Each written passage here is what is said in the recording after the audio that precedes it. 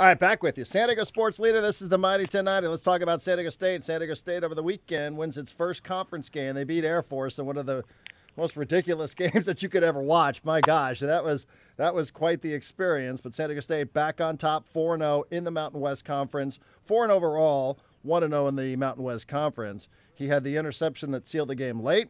He's Trey Lomax, senior safety from Mira Mesa High School, joining us on San Diego Sports Leader, the Mighty 1090. Trey, Darren Smith, good to talk to you.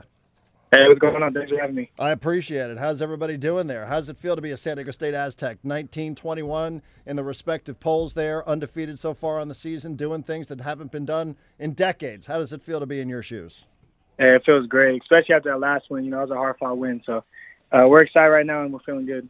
You know, Trey, I said it was a little bit goofy. I said it earlier on the show, and I just said it here as I was welcoming you in. It was a goofy experience as a viewer to watch the game early on, the weather, the elements, the delay. I mean, that's a bizarre one. Anything compared to that, just in terms of how weird that was for you in your playing career?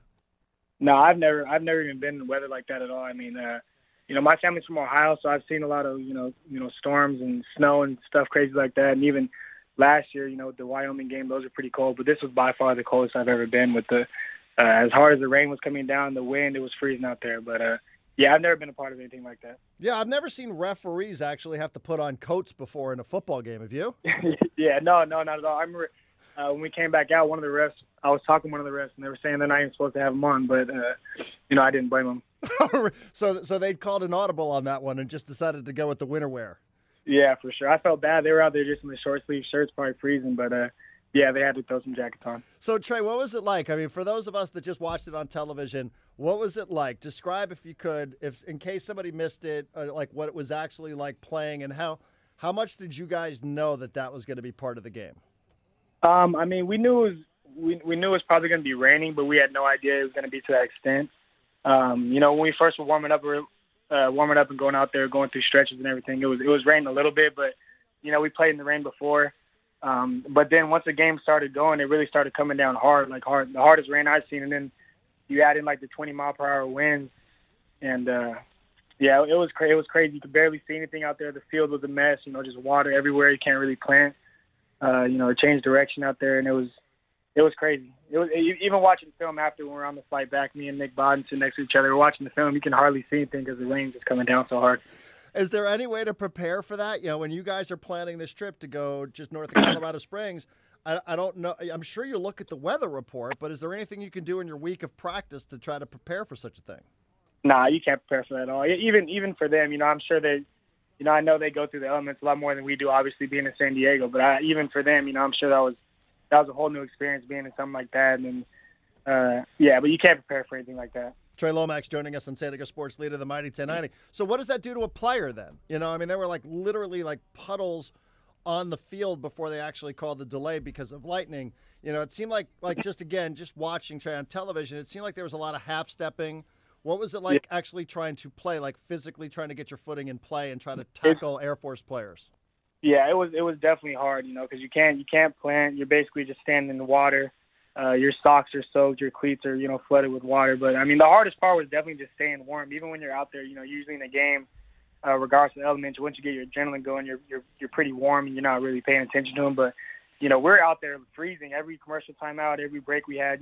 I know the offense probably doing the same thing. Defense, we'd be huddled up in the middle trying to stay warm because you're out there and you're freezing. Your teeth are chattering, and it was freezing. That was the hardest part, is just trying to stay warm. Sounds miserable. So yeah, and then the delay, the second week in a row, you guys have a delay. What's happening here? Yeah, I know. Second week in a row, we get a delay. We didn't really know what was going on because I didn't. I don't know about anyone else, but I didn't know about the lightning. I thought that they were calling it just because the rain and the wind was so bad. But we got inside and they were telling us, 30 minutes, and it might be another 30 minutes, just waiting for the rain to stop. So everyone's in there trying to stay warm. But we were all just pretty much saying to each other, the weather's happening, so we might as well, get a win, because going through all that and to take a loss would be, that hurt a lot. So we were all just saying, the weather's happening. We're dealing with this. We might as well get a win. What did you do during the delay? Did they put their socks in the dryer? Was there anything you could do? I mean, there's me and Cam, we took our jerseys off and put them in the shower. We turned all the showers on, and had to try to get some steam going to warm things up in there. So we had our jerseys hanging. Some guys, I changed my undershirts. I changed my socks. Some of the trainers had some heat packs going around, so we're putting those on.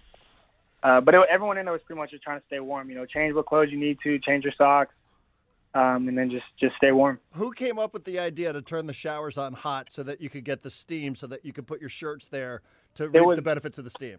It was really Coach Hall, our strength coach. He had us because in there was we had no heater in there, so it was freezing.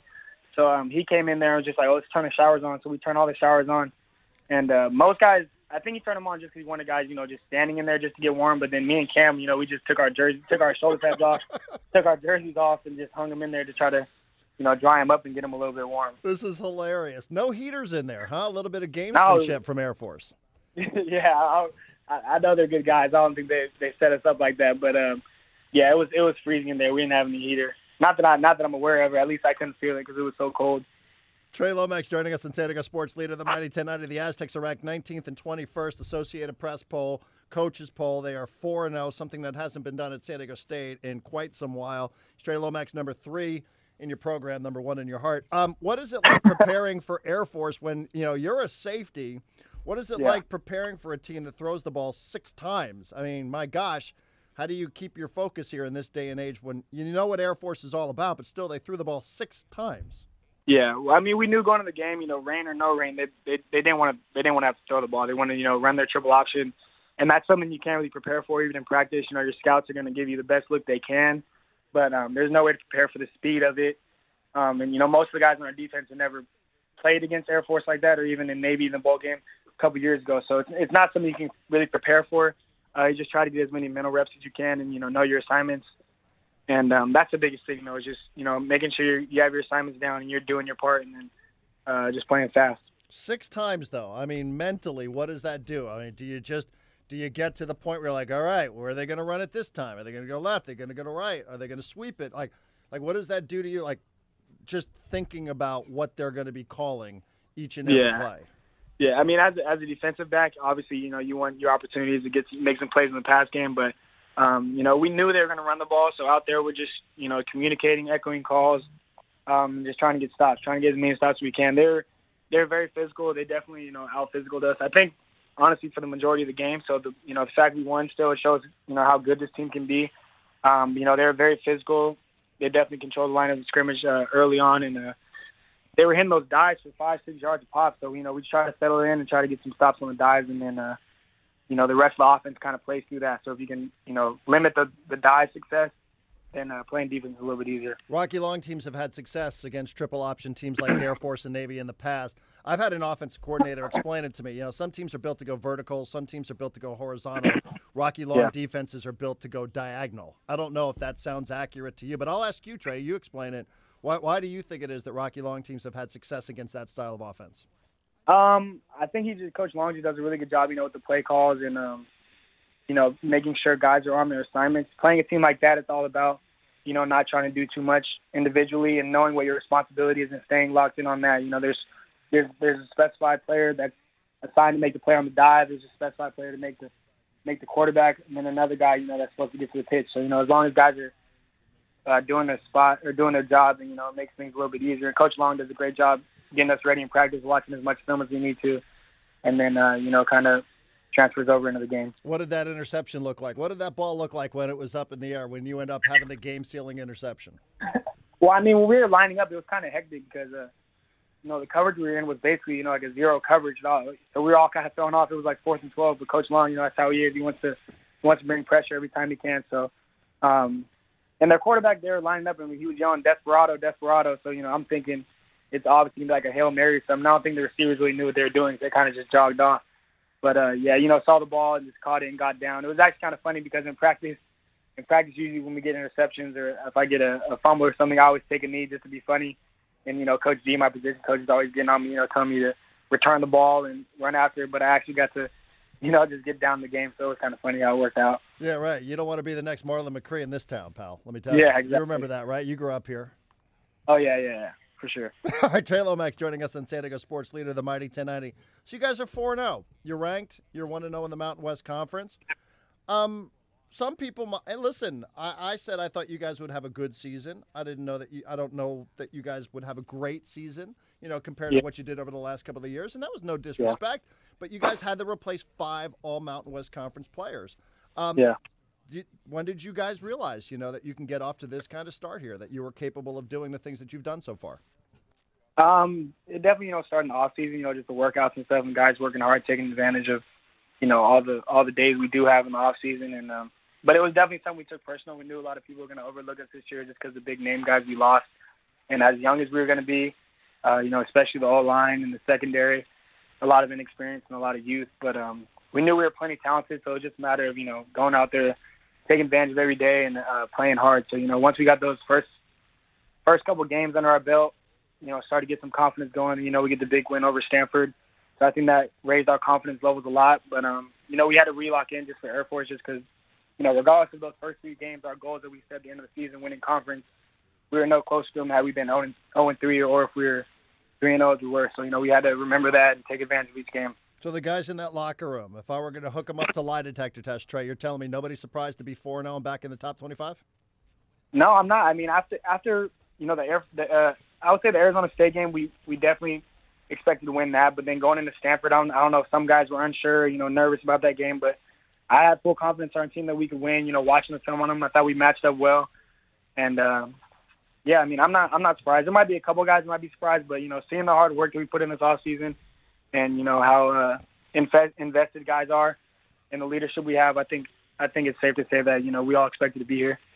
By the way, Stanford on the season, 62 points, 24 points against USC, 58 this past weekend against UCLA, a season-low 20 against San Diego State. You guys are taking on the personality that your basketball program had a couple of years ago, where you're just going to hold these teams to season lows and point totals. Yeah, I mean, we're definitely not satisfied at all as a defense. We're still giving up a lot of yards, a lot of points. Even that Stanford game, you take away those. I mean, they had the two runs was, I think he had 3 runs. Two of them for touchdowns, like 3 runs over 50 yards. You take away those big plays, they're held way under that. So, I mean, the standard is still, really high, and we expect our defense to play a lot better and not give up some new points and yards. So, I mean, we're still working and just trying to get better every week. What's it like facing Rashad Penny in practice?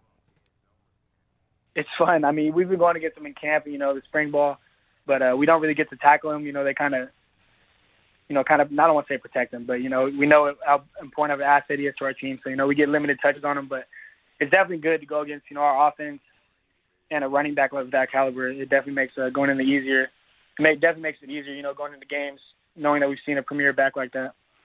All right, so now you got another opponent coming to town this weekend. You guys are riding high here in the top 25. I think winning – listen, you can watch college football. You can see a lot of teams struggle on the road in conference games. It happens all the time. Some of those teams get picked off as well. It didn't happen to San Diego State this past weekend. But now you see an opponent here that, I don't know what to expect at Qualcomm Stadium. I don't know much about Northern Illinois, but I'll ask you. You saw them in recent years. What are you expecting this weekend just in terms of where your guys at, crowd, energy level, players, opponent, the whole bit? Right now it's just trying to keep this train rolling. We're 4-0 right now. We just want to keep the momentum going and not get comfortable. And, we want to come out and dominate. We really haven't had a dominating victory yet. They've all been, decently close games. So we want to come out and really dominate this weekend. We know NIU's going to come out, be physical. They got the win against Nebraska this year, which is big for them. And I'm sure they'll come in with a lot of confidence. We know playing the rest of the games of our schedule, we're going to be the highlighted game. So we know that we have to come out and take advantage and make sure the game's more important to us than it is to the opposing team and, play that way. Do you pay attention to everything that's happening with teams inside of the Mountain West Conference? You paying attention to what's happening around the country with teams like South Florida, Memphis, some of the other group of 5 schools?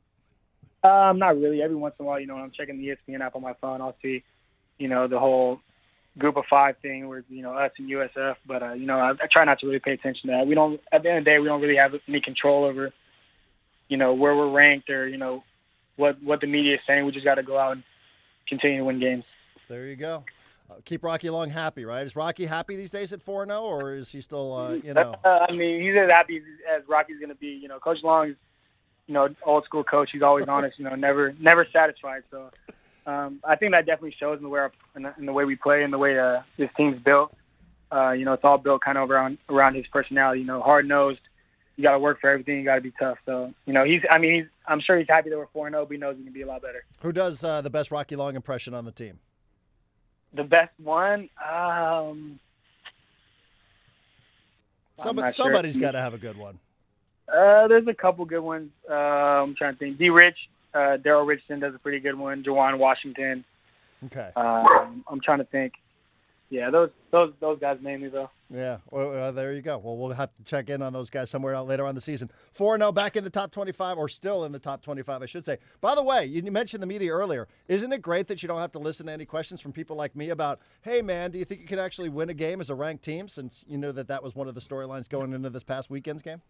Yeah, we definitely knew that because, I mean, the way things worked out last year, I think our team got a little cocky and we were a little arrogant, maybe just getting ranked.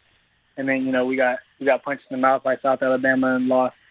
But so that was a big hurdle to get over this weekend, to win a game, being ranked, and to make sure we're staying focused. This weekend, 7:30 CBS Sportsnet. It'll be at San Diego County Credit Union Stadium, SDCCU Stadium. It'll be against Northern Illinois. I hear you chuckling there. Trey Lomax, it's our pleasure. Thank you very much. Congratulations. We appreciate the time, and we will be watching this weekend. I appreciate it. Thank you guys for having me.